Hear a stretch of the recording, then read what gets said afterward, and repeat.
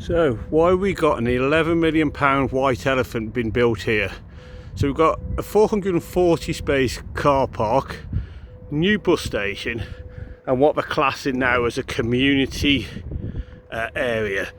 This is basically just a great big wasteland now, waiting to have a load of weeds and sort of growing on it. And basically it was going to be a sort of new shopping centre, bowling alley, cinema, and the council have run out of money.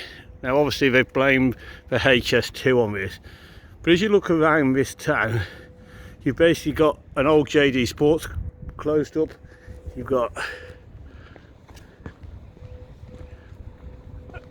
an old M&S who moved out to the retail park outside of town, a sort of money exchange building, and then these aren't really what you class high street shops. Property needs, you've got Timpson's, you've got an old Card Express shop, all closed down. So the development into this town centre is virtually nil now. So as I say, they spent £11 million on a car park when this town centre had more car parks than it ever needed. Most were empty on a Saturday anyway. The town centre has very few people come to it during the week. Has a busy sort of Saturday and a Sunday market once a month. But then obviously, as you see then, it's just generally a rundown town centre. Lots of eateries, lots of charity shops, I think like virtually every UK town now. When you come through this part here, which was one of our later developments, which is just Shutter City basically. So you're coming through here, as I say, charity shop, baker's there. Now this Bon Marche shop, the door on this has been smashed for over 3 years and they still haven't replaced it. They just haven't bothered sorting it out. Here it's just, as I say, it's run down, everything's closed. You've got a Ryman stationery, and then as you come through, closed down shops everywhere. Now this leads into an Asda's, which again is a very old-fashioned Asda. But this town centre is like everything in the UK. Everybody's sort of left, gone to retail parks, or they've hit the UK sort of decline. And there you see retail units to rent, a cash converters, and then you come into this square, which, you know, this was one of the other things they spent a lot of money on. And as you can see, just a load of shutters with graffiti on, nothing here. And why would anybody come and open a shop here? Why would anybody invest any money into this town? And we go down through here. This must be one of the more unique town centre shops anywhere in the UK, I would think. But this is a shop called Woolies. And basically this is a lady who's running a business and she's doing everything made out of wool. So fair play, she's come, but she's one of the few shops in this area. Another charity shop. And then a pharmacy. And we come down into another sort of area they developed. This is the indoor shopping centre.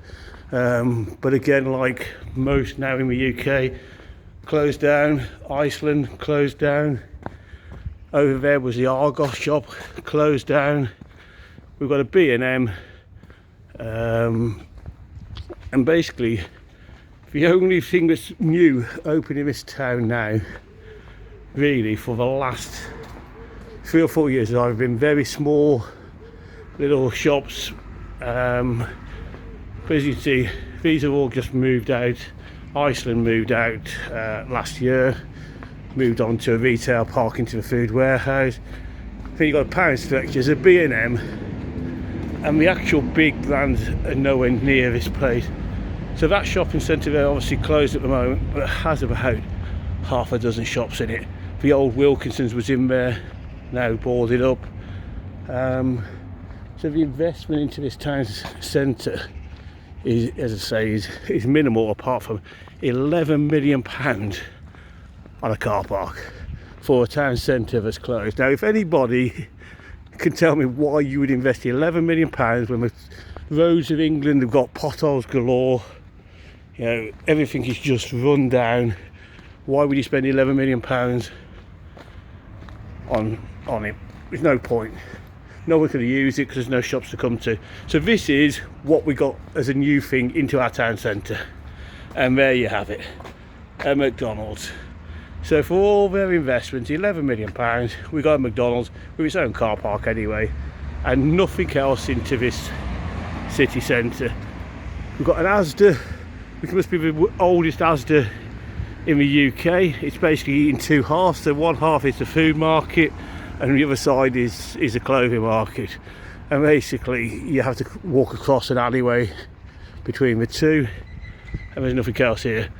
This sort of civil and amenities, utilities, been here since they built McDonald's, haven't been and tidied it up.